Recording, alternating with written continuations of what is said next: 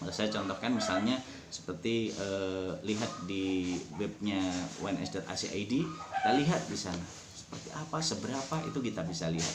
Lalu di scopus.com kita lihat di mana berapa tulisan kita yang ada di sana. Ini menjadi bagian penting. Mungkin saat ini kalau saya lihat citasi saya di Google Scholar, di Google Cendekia itu ada sekarang ini sudah pada posisi 3.399 citasi dari semua tulisan yang mungkin pernah saya sentuh melalui tangan-tangan saya ini.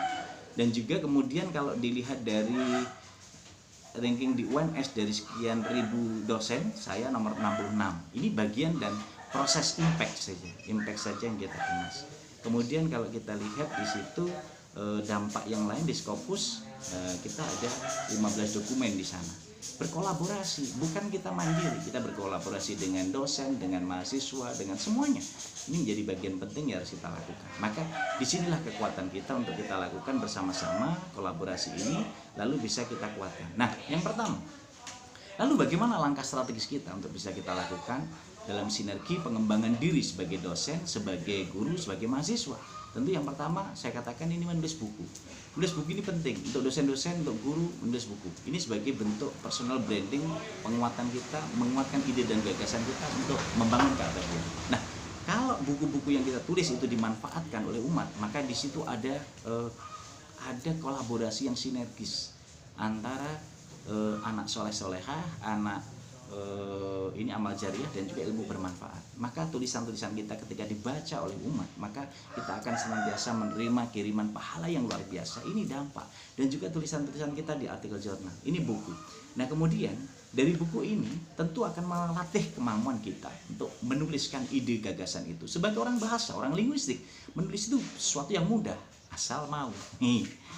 Menulis itu mudah asalkan mau menulis. Ini kunci, harus diingat lah ya. Ini teman-teman mahasiswa, dosen di seluruh Indonesia, ingat, menulis itu mudah asalkan mau menulis. Itu kata kuncinya. Nah, sehingga kalau saya pernah beberapa kali menulis, ini tadi baru saja saya selesaikan tulisan juga karena kemarin diminta tulisan dari Balai Bahasa Jawa Tengah untuk membuat ISE, kumpulan ISE. Kebetulan saya lupa, dan baru tadi malam saya habis rapat di Jakarta itu saya dengan Lamdik Kemendikbud itu saya ingat, oh iya diminta. Saya lihat kiriman WA-nya sudah terlambat ternyata. Nah, saya kontak, gimana sudah terlambat ternyata?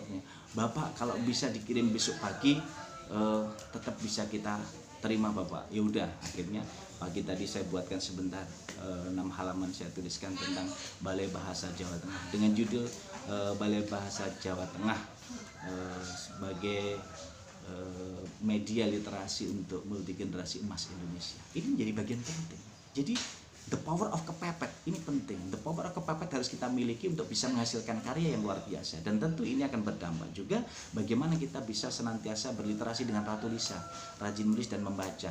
Dan ini menjadi bagian penting untuk menambah wawasan kita. Kalau kita membaca saja hanya menambah wawasan, tapi ketika kita menuliskan itu berarti mengeluarkan ide dan gagasan.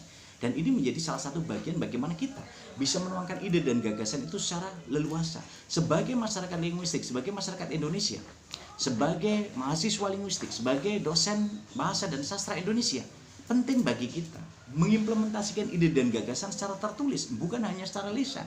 Karena apa? Ini akan sangat bermanfaat. Dan juga ini merupakan implementasi dari perwujudan data-data yang selama ini kita lihat dari teks konteks dan juga melibatkan konteks dalam kehidupan sehari-hari.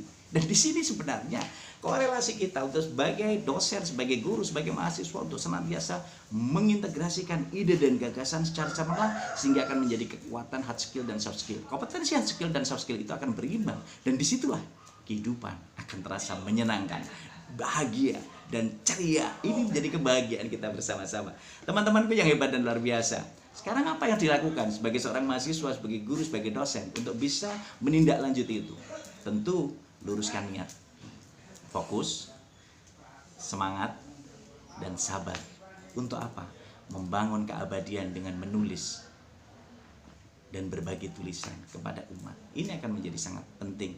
Sehingga kalau itu kita lihat Dari pemetaan bahasa yang tadi sampaikan Bu Luh, kemudian juga Bu Yanti mengenai bahasa dan peta bahasa di Indonesia, ini tentu akan berdampak semua bagi kita. Kita akan tahu tentang konteks keindonesiaan, kita akan tahu konteks wawasan Nusantara, kita akan lebih terbangun rasa nasionalisme kita terhadap Indonesia karena kecintaan dan kebahasaan kita terbangun di sana melalui ide dan gagasan cemerlang itu. Dan disitulah kekuatan kita. Yang sering terjadi adalah adanya hambatan.